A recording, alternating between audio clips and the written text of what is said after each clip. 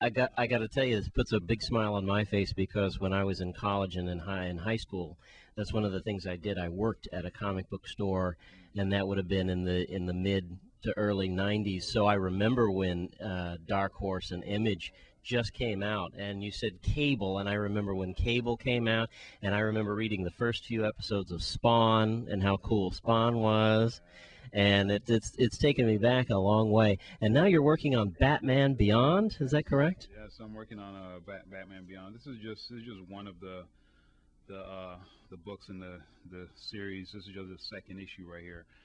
But I started working on this earlier this year, and it's been fun. It's been sold out in the stores, and everywhere I'm just getting emails from everyone, and people just hit me up. Hey Ryan, your book's doing good in my store, and this and that. So it's pretty fun. You always had an aptitude for art. Were you a doodler as a child? Were you skipping class? Were you doodling on your school books and things? No, I didn't skip class, but I did used to sit in school and put my books up so that the teachers won't know that I'm drawing, and I would sit there and just draw behind it and pretend I'm reading something and I'm just doodling away. But that was me. I was always drawing something. I used to hang out with a lot of friends, but a lot of times they would call me, "Hey Ryan, let's go hang out," and I'm like, "Nah, it's okay. I'll just stay at home and draw." And And that that's part of big imagination. Then. yeah, it was because I have a love for art, and that's one of the things I just did. I just love to draw, and I couldn't draw if I'm hanging out in the street or playing ball or doing something. So I just Kept decided. you out of trouble, didn't it? Yeah, oh yeah, it definitely did keep me out of a lot of trouble.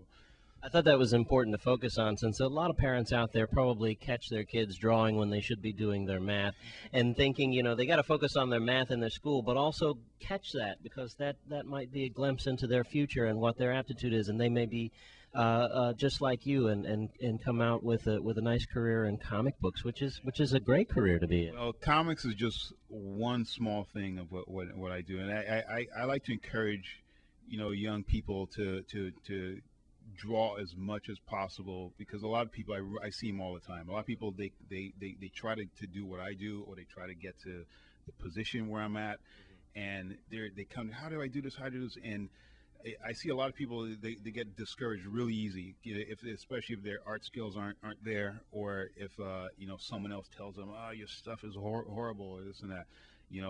Stick with it. Always do.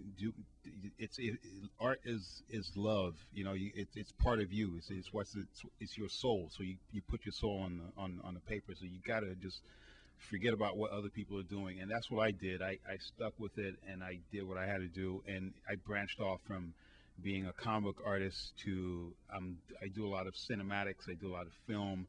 I do a lot of designs for TV shows, and I do a lot of prep work for movies and stuff like that. Because I live in California now, so there's all these Hollywood guys around me. So there's constant every single day. I'm constantly getting some kind of job for. So it's either a movie or a video game or a TV show or a website or something. It's always like that. Concept art for cinema and television would be like designing maybe costumes or designing buildings or backgrounds. What kind of things? All the above. I get stuff from logo designs to characters for movies, for just sets. To design a set. Just a lot of like little things like that. Let's take a look at some of the things you brought here. You've brought some of your work here for us to look at today. Yeah. What do you got? Okay. This here is a book that I created. It's a book called Pancratia, and if anyone's into like mixed martial arts or they know what the UFC is, the Ultimate Fighting Championship, that type of fight style, the ground fighting, I incorporated that style in here because I'm a mixed martial artist myself. I've been practicing for the past 15 years in kickboxing and jiu-jitsu, and so I had it's another passion of mine. So I took that passion and I put it into art, and I created a comic book, which has like a Street Fighter type of feel to it. So I told myself, I've done a lot of work for a lot of companies, and so out of all the skills I've learned from doing all that, I decided to to put it all into one book and create something for myself. And this is basically the result of it right here. This isn't Batman. This is your own creation. This is my own creation right here that I created right here called Pancratia, and I have the second issue, which is it just came out back in July. This one here, and so this is the latest version right here, and it's all over the world right now. I have it in Spain, I have it in France, Canada.